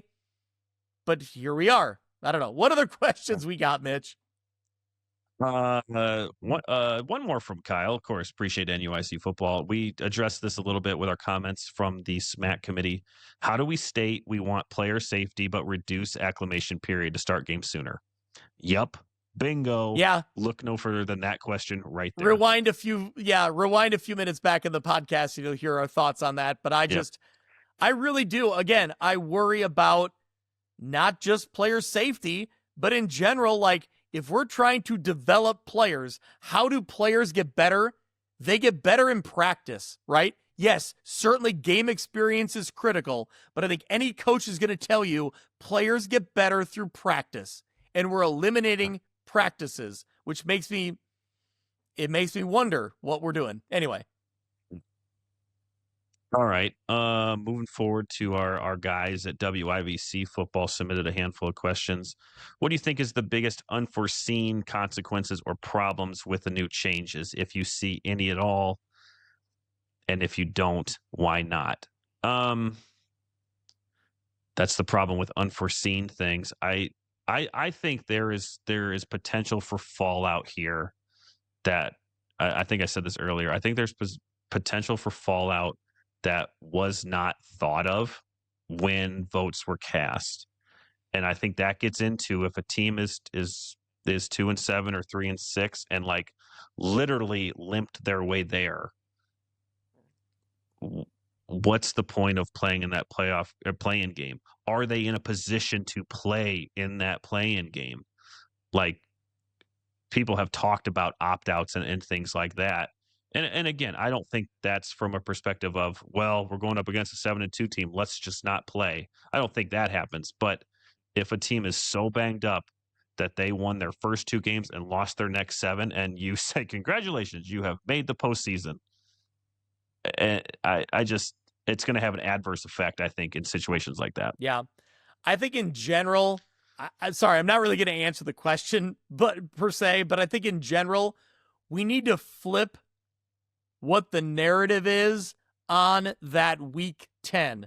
Like, I think that I don't know if we are the people to do it, but someone, the IHSA, the coaches, the athletic directors, someone needs to make a statement that this is a play-in to the playoffs, right? Like, we've added a play-in round, and I wish that Monticello would have dictated that better, and they didn't. What worries me is they didn't care to do it, right? Like, because we had comments telling us, no, this isn't a playoff, this is a play-in. Well, okay, but that's not what the proposal reads, and that's not what the state is reacting to. So I think in general, I hope we understand moving forward that if we can all set our sights on this is a play-in to the 32, to the round of 32, that's when you get your T-shirts. That's when you start putting the, peroxide in your hair and dyeing your hair blonde and bleach blonde and all that. Like, that's when the fun starts. And I don't want to diminish, again, like we've talked about, the players who want that experience, but I think we just need to set a new expectation that there's a play-in game, and then you get to the IHSA playoffs. And here's the problem, is I feel like no one's going to take the time or the effort to do that if it hasn't already been done. And we're just going to proceed as is. So anyway, I didn't really answer the question about what I, unforeseen, okay. But go ahead. No, this is a good time to interject that the Monticello athletic director is the president of the Illinois Athletic Directors Association, and he sits on the legislative committee. Take that information what you will. That's public knowledge. That's on the website. Not going to say anything more than that, other than to say the winning proposal, the AD of which is the president of the Athletic Director Association and sits on the committee that votes on these things. That's all I'm going to say on that. The next question, kind of in line with what you said, Greg, do you think the playoff now loses a little bit of pizzazz it used to have? No. The round of 32, I don't believe so. I believe the lore of qualifying for the playoff has lost its pizzazz now. Well, we've had a lot of jokes about when are you going to start creating your graphics, Mitch? Well, right now, I'm going to create one for every single team because I will have less number of ones I don't use than ones that I will. Yeah. So again, playoff football is still going to be playoff football. I'm not going to consider at the moment right now that play-in game is true, authentic playoff football. I can't get there yet. I will say, I think that first round, whatever you want to call it, first round, play-in, whatever you want to call it, that week 10, right? Let's say week 10. Yeah. The week 10 to me is absolutely not interesting. It's not. Now, it will depend on individual matchups, but in general, when I see it all laid out, I am not interested in those week 10 games. That becomes problematic because for as much as I love high school football and I love what we call the playoffs, if I'm not interested in week 10, think about how many other people are not interested in that week 10. And that's where I challenge a lot of people who say, well, the IHSA just added this because it's a money grab. It's one more week of playoffs. To me, forget that. I don't think these games are going to be that well attended. It's certainly not going to be what it will be in the first, second, third, the quarterfinals, whatever you call them, all those rounds. So I don't think this is a money grab because I don't think the week 10 is all that interesting. So, do you think this solves the scheduling issues or conference hopping? We talked about that earlier. It could solve the scheduling issues. It should solve the scheduling issues. Conference hopping, I don't believe it will affect that at all. I think that'll still happen. Would you be okay with a new format if they went 1-48 or do 1-48 and reward the top 16 seeds with a bye? Obviously, we're advocates of straight seeding. I think the problem with expansion plus straight seeding is then you do get into a little bit more. It's another week of potential long travel. And while I say I don't think people would mind it because I don't believe that, it just opens up for more travel. So I guess if I prefer. Wait, does 7 and A? Are there buys in 7 and 8A? Yeah, they'll do. There are now. There are now. Yeah, they'll have to be because there'll be 48 teams in there. Oh yeah, okay. So they'll. No. Okay, so yes. Okay, so yes, because we're talking about lengthening the season. Yeah. If it would be 1-48, yes, top 16s get a bye. If it was 1 through 32, no, I would want that. I would want the 1 to play the 32. Yeah. Yeah. What else? This is a good one that we talked about this a little bit. Why is it that most of the public outcry is in opposition of this proposal being passed, yet the voting was so one-sided? What disconnect do you think is there between fans and schools? For starters, I don't think people who are in favor of this are openly public about it. And for whatever reasons, and again, we haven't talked to every single coach we talked that are in our coverage area, and I know that there are coaches in our coverage area who voted for this. Yep.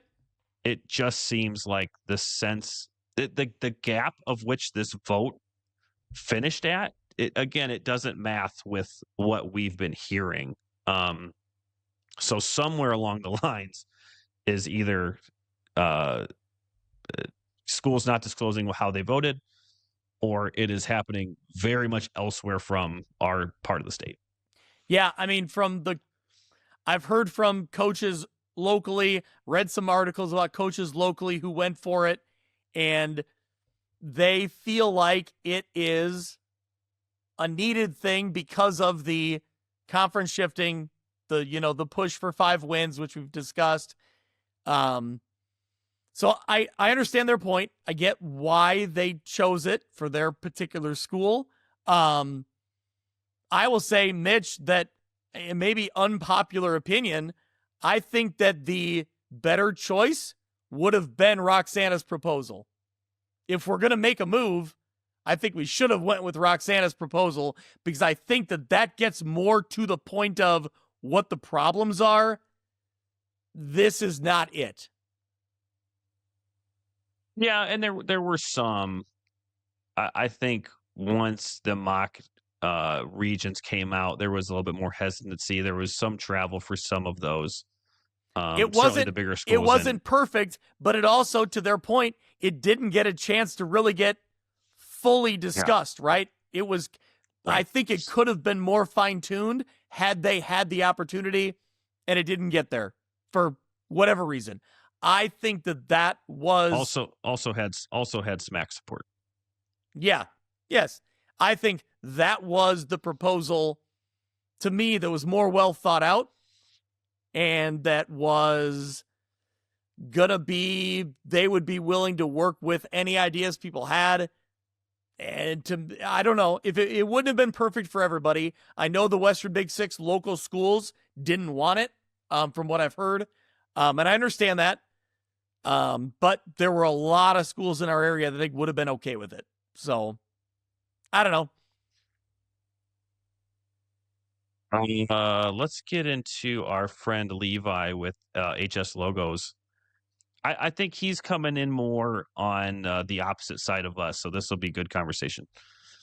Is this creating more meaningless games, or is it creating more meaningful games? For instance, a 1-5 team, a team that starts 1-5 could go 4-5, but their weeks 7, 8, and 9 games previously had no meaning, but now they can qualify. So yes, in that instance, of course, this opens up an opportunity for teams that start slow and finish strong to get into this postseason. But the adverse is also true for teams that start strong and finish poorly, still get in too. So you're going to get it from both sides, I think. Shout out to Levi, because I saw his messages. He's coming in at glass half full, right, Mitch? Like, yeah, we love the optimism there. So I will say, I do appreciate that sentiment. Like, I'm not discarding that.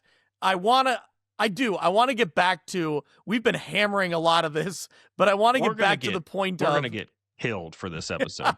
But I want to get back to the point of, I do see where it does provide an opportunity for some high school athletes to get at least one more high school football game that they would not have gotten under the old system. I think in general, that is a plus. So again, we've talked about a lot of what surrounds it, but if we're like Levi and we're looking glass half full, I will say it's a plus that there is extra opportunities for some student athletes. Now, as I'm saying this, I have people shouting at their podcast device because they hate that I'm saying that, but anyway.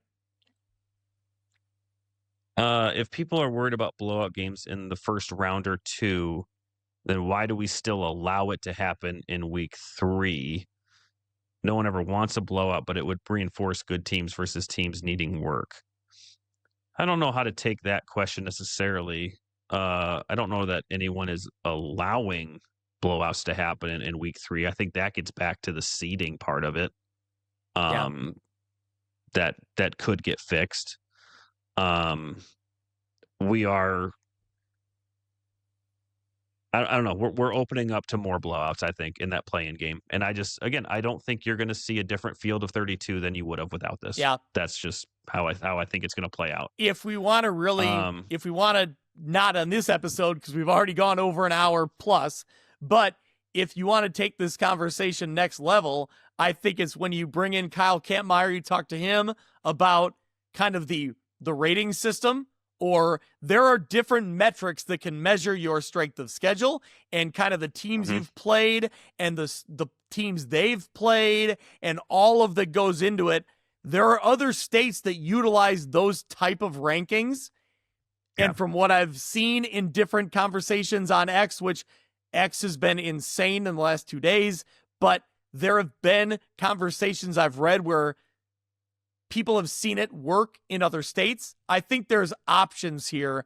I wish the IHSA would look into it. And as I say IHSA, I guess I mean I wish athletic directors who have a chance to propose something would look into it, because I think there are other metrics to gauge seeding teams and how we seed them based on who they've played, what their record is, all of those sorts of things.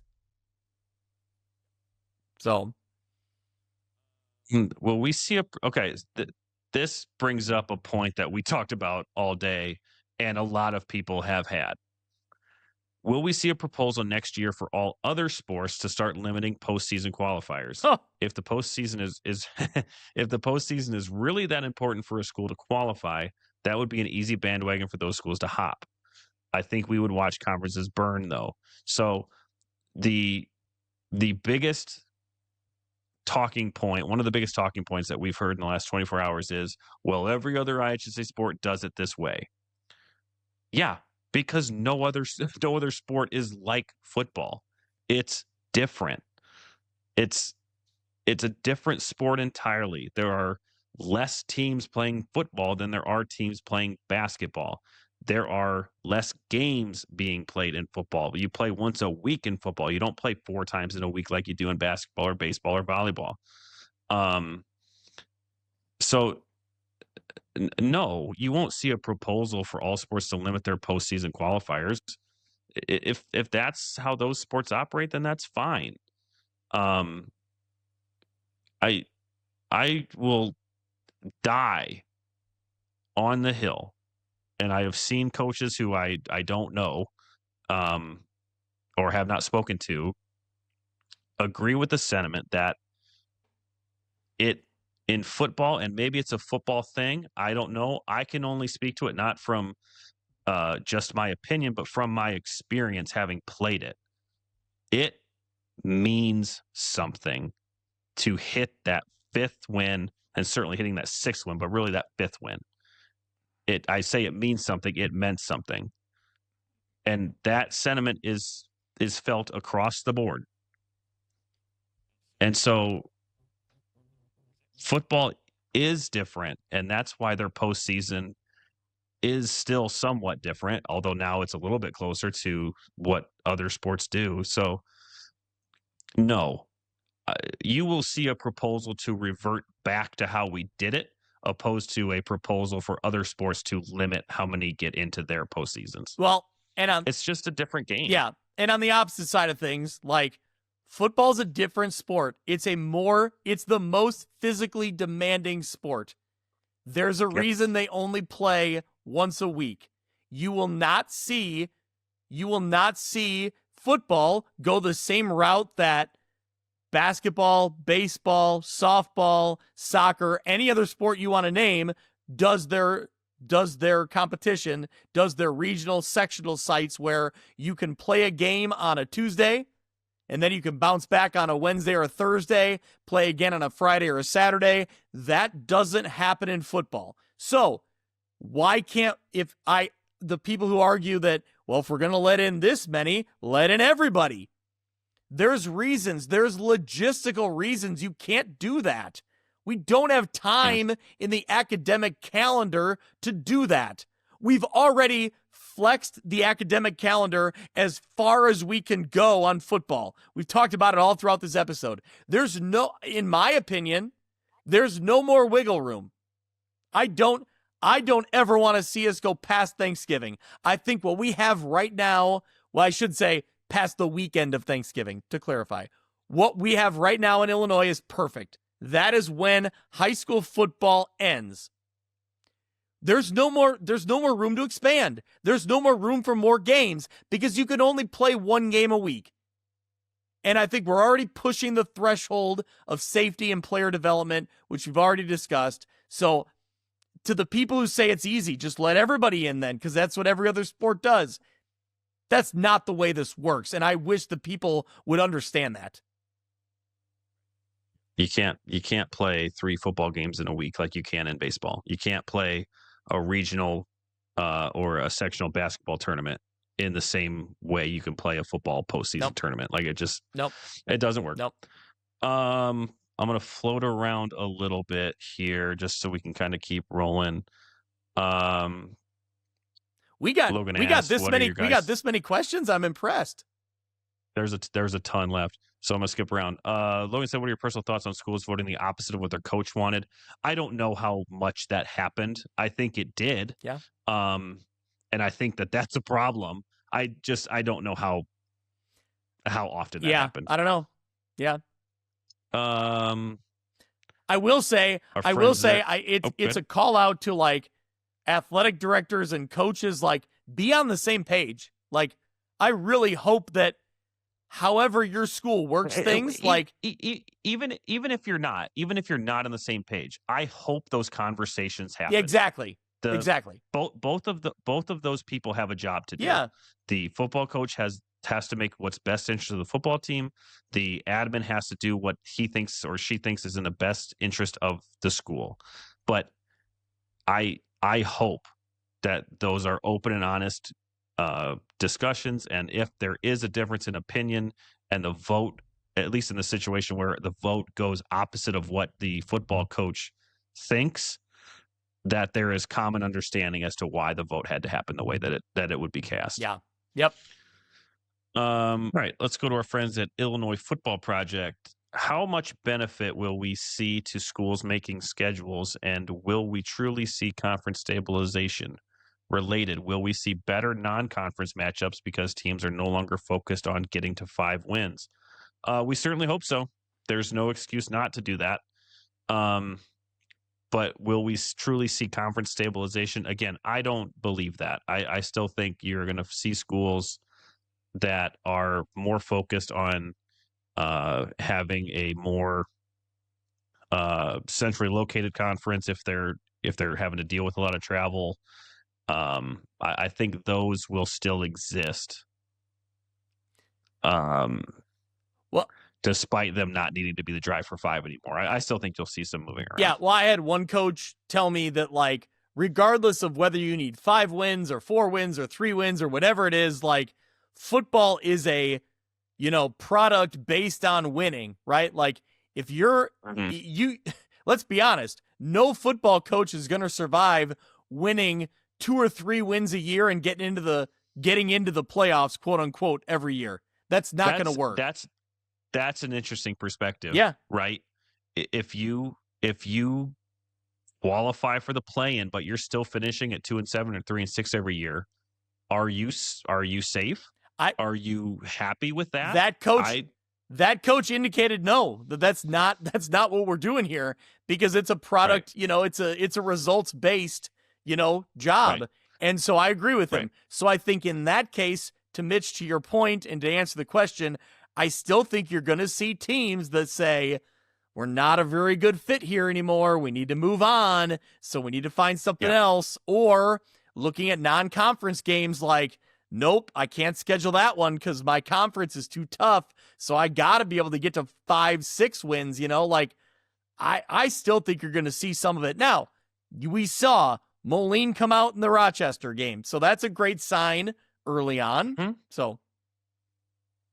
Yeah. And I don't know if we actually talked about this yet. We're losing Lena Winslow Wilmington this year. That is and that such a bummer. They were scheduled for a home and home, so it's hard to say if they'll keep the 2027 game and just kind of restart it there. But that's part of the issue with this proposal too, is did they try and force this to start in 6 months just so no one had a shot to produce a proposal that would supersede it next year? I don't know, but you wish that this would have been given more time to be implemented and maybe altered or maybe redacted. I don't know. That's beside the point. How valuable is getting a bye? With wins still being the primary seeding criteria, will teams be scheduling to get to 7 now? See? So they can get to a bye. Will a quality team who thinks they win 6-7 be willing to schedule 6-7 be willing to schedule another quality team who could get 6-7 wins? Sorry, 3 questions. No problem, Illinois Football Project. The value in a bye in situations you need to get healthy, sure. But when we've talked to coaches, specifically Rick Aaron was vocal about this, was not in favor of that because you lose some of that momentum that you've had. It's obviously it's great that you get a rest and teams playing in front of you are having to play a 10th game before you do, but there are drawbacks to that for sure. So how valuable it? Yes and no, I guess is the answer to that. But again, as we just talked about, the race for 5 is dead. It's a drive to 7. It's a drive to 8. So you do get a bye if you think that's valuable to you. Not that teams are going to be tanking to not get a bye. I'm just saying, I think that it's just a different drive now for those better teams. And you're going to, again, there's going to be 6-3 teams and 7-2 teams that have to play an extra game, and that sucks. And so maybe that limits teams if they look at what they've got lined up on their conference slate and they think, okay, well, I think I can get 5 wins here. Let me schedule 2 non-con games that I think I can win. Then yeah, they'll still be doing some of that in the hope of getting a bye, but in theory, they don't need to do that just to get into the postseason at all. Yeah, I don't know. It still seems like, to your point, there's going to still be those conversations about, well, if we don't want to play in the play-in, we got to get to this amount. It still seems like you're pushing for that, which is going to lead you to not schedule that non-conference game, which was the point in this whole thing. Yeah, or it's going to lead to desperate play, and that's a safety issue. Yeah. Our guy need a new profile name, which is always active. Which conferences would benefit most from this new system? As we talked about, the CCL is the biggest one. And NUIC football right behind them. And NUIC football, Illini Prairie. There's a couple. Again, it's very few and far between, but there are a couple. It is noteworthy, though, that I don't think all CCL teams were for this. Certainly, Mount Carmel was not. Jordan Lynch came out against this proposal. He would like to see the classes go to 7, which isn't going to happen. But not all CCL teams were for this, probably so they wouldn't have to play some of those teams again, which I also understand. So, which conferences benefit? We'll say the NUIC locally. Bigger picture, CCL. Yep. What are the benefits of ending the drive for 5? Conference jumping? ? That's what the advocates for this say. I don't believe that. The benefits of ending the drive for 5 is allowing more teams to get in. That's it. That's it. Yeah. I mean, I think that yeah, the hope is that for these schools that have those 2 or 3 non-conference game week openings, that you're going to be more encouraged to go find that game, not be scared to take that game. But to my point, I still think that non-conference game, you're still looking for a like-size enrollment.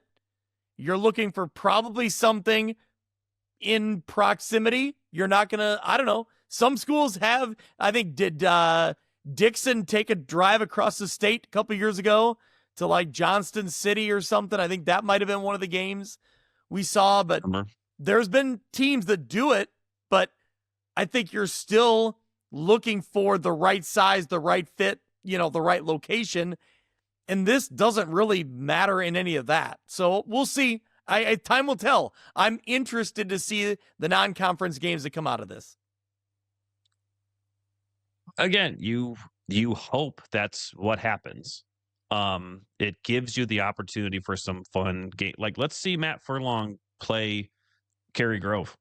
Who cares? Yeah, you know what I mean. Sure. Like, yep. There are fun opportunities to be had if teams are on that mindset of, well, it's a lesser bar to get in now. But then I think you will get into teams that are still going to be like, well, the better teams, they're going to say 5 is no problem, but I need to get to 8. Yep.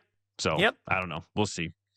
I think you're right. I think I think the bigger conversation that we've just uncovered in this podcast today is that that's the problem, is that the best teams are now going to be pushing for 7 or 8 wins, especially the 1A through 6A.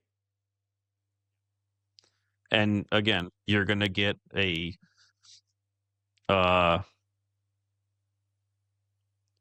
EPC team. Again, I'm just making these up. An EPC team that finishes 6-3 in the NUIC, they could be ranked as the 8th best team in 1A. And now they've got to play a 2-7 team at home, and they're going to win 56-0. And for what? Yeah. For what? Mm-hmm.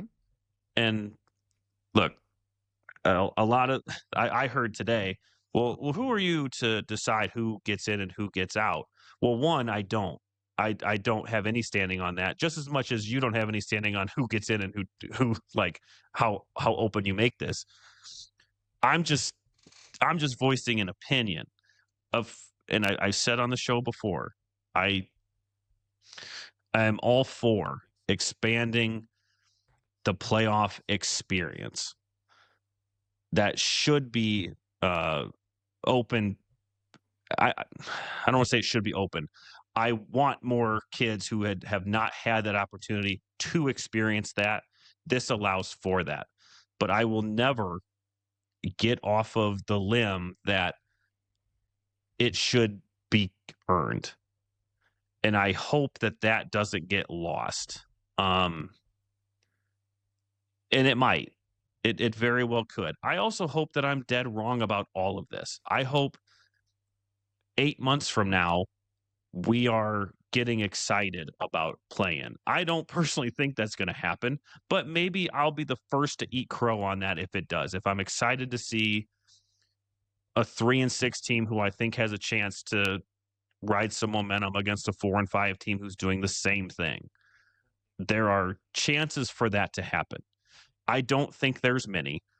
And at the end of the day, the field of 32 will look the same as it would have already. And if it does, is the juice worth the squeeze? And I just don't see how that is. Of everything you have to give up, of moving the season up a week, and for some of those teams having to play an extra game in a play-in round to get into a playoff that they were going to get into already. I just don't know if that's worth it. So we could come away from this conversation, this episode, and people are going to think we're assholes about this. I totally understand that. I don't mean it that way. I don't know. Yeah. I don't think this is going to work out. I truly don't. I'm not as hard and fast on the, you got to earn it to get in thing. I think that in IHSA athletics, this is not college. This is not professional level. So I think if there's a schedule that allows teams to participate, so be it. I think I'm okay with, Sure. I've come around with being okay with that.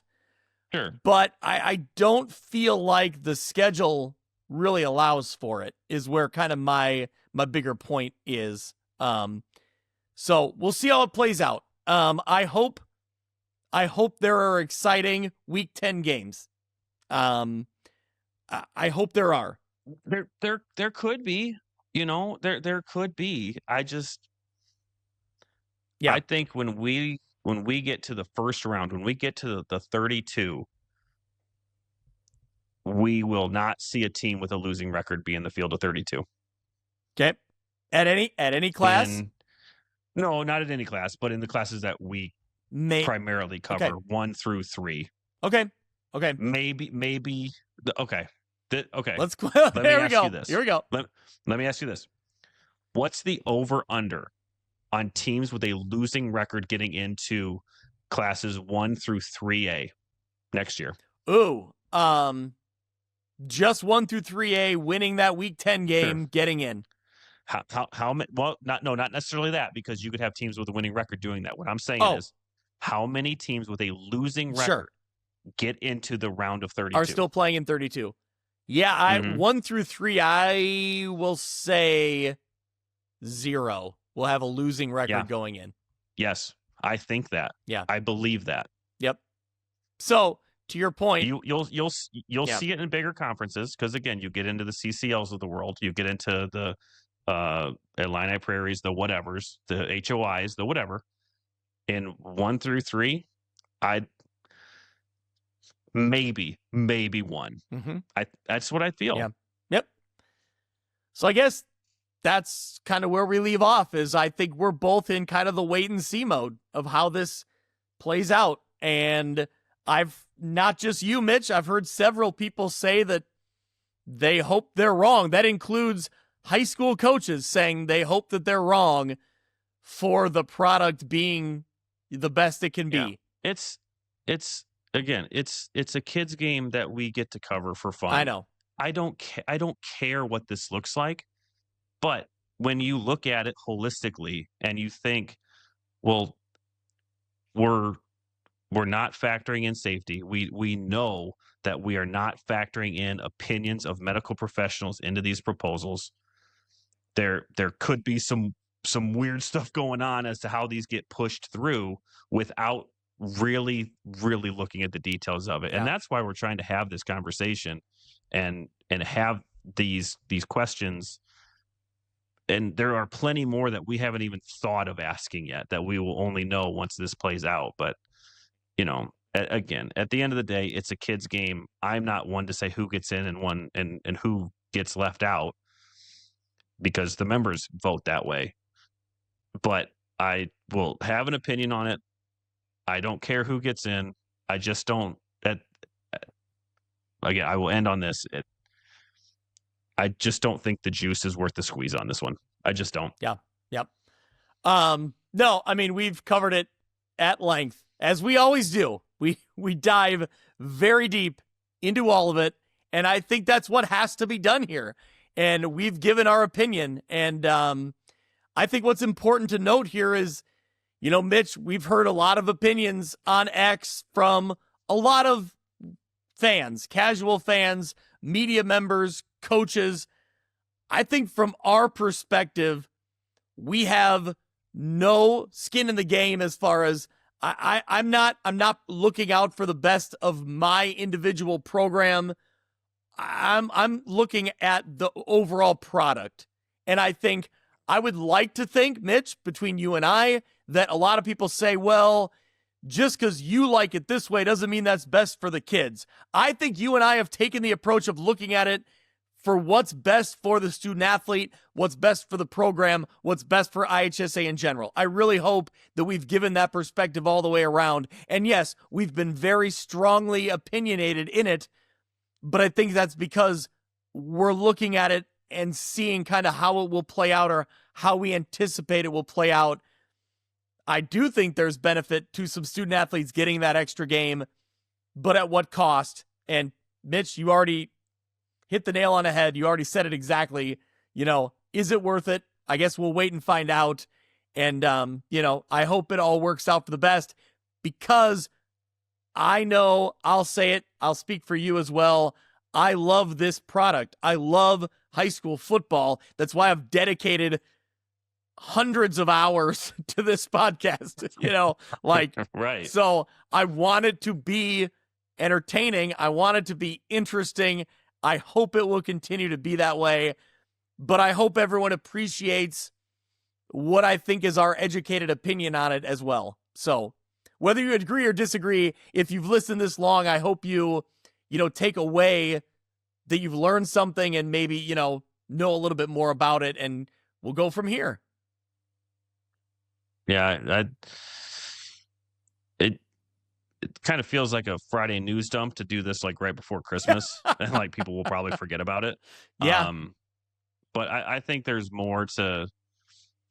There's some things I want to uncover a little bit further on this. We're not done yet. No, and we won't really realize the effects of this until this time next year, when we can look back and say, well, okay, how did this work out? We can talk to coaches who got in, and they're not, again, a coach that gets in at 2-7 is going to be like, nope, we shouldn't have gotten in. But maybe off the record they would say that. But I don't think we'll really understand the effects of this right now. Yeah. Maybe not even this time next year. It could be a little while, but and by all means, the Dazzo asked me this question, like, now that we've kind of opened the door to this, what would have to happen for them to revert back? And I would think that it would have to be something so catastrophic that would be detrimental for years to the product. And no one wants that either. You're right. Nope, you're right. So I don't know. Yeah. This experiment would have to go awful for it to revert back at this point. But who knows, if someone puts together a good proposal, I think you have to include straight seating and something that can bring some conference stability. Then maybe you got a shot at it. Yeah. I don't know. Yeah. Well, we are where we are, so we'll see how it all plays out. Obviously, you've gotten our opinions here over the last couple hours, and the conversation won't end. I mean, I'm sure it will keep going, and it's already been decided. This is what's going to happen, and we'll see whether the intended outcomes are what they are. But, Mitch, either way, we will be back in 2026 talking about high school football. I mean, maybe. You never know. There's 13 days left of 2025. God knows what's going to happen. So we'll see. But yeah. In theory, we'll be back in 2026, which we already said last episode. We'll be back talking all about it. We'll be previewing teams from our area and previewing what they look like getting into the season. We'll reset it all again, do the same things, bigger and better next year in 2026. I'm excited for that, regardless of what the playoff system looks like. And before we get there, of course, go back and listen to the Best in the West to recap this year, 2025. Again, we give out some fun awards. We look back on some fun games, some great coaching performances. So don't let this distract you from the great year that we had in 2025. And check out that other episode that we should have maybe waited on to release, but we didn't. So we'll promote that through Christmas. Well, here we are. Either way, those players were excited to hear it. I know some of them already saw it. It's already been reposted. So, no need to wait for them. They were excited to hear it. Mitch, I've talked to Abby from Breedloves. The trophies are already ordered. The process is already in place. So that's very exciting. I saw the design for the teams of the year. Yep. Teams of the year. So for Amboy and Byron, you are going to be getting some pretty cool shirts coming your way. Yep. No doubt about it. Absolutely. So, all right. Well, we said it last week. We'll say it again. Thank you to everyone who's listened, who's followed along, who's subscribed on YouTube, who's followed us on X, on Instagram. We appreciate this football community that we're building. We can't wait to keep growing in 2026. So, Mitch, we'll do it again. We'll sign off for the second time in 2025. Thank you to everyone who listens. We will see you in 2026. That'll do it for this week's episode of View from the West. Thank you so much for listening.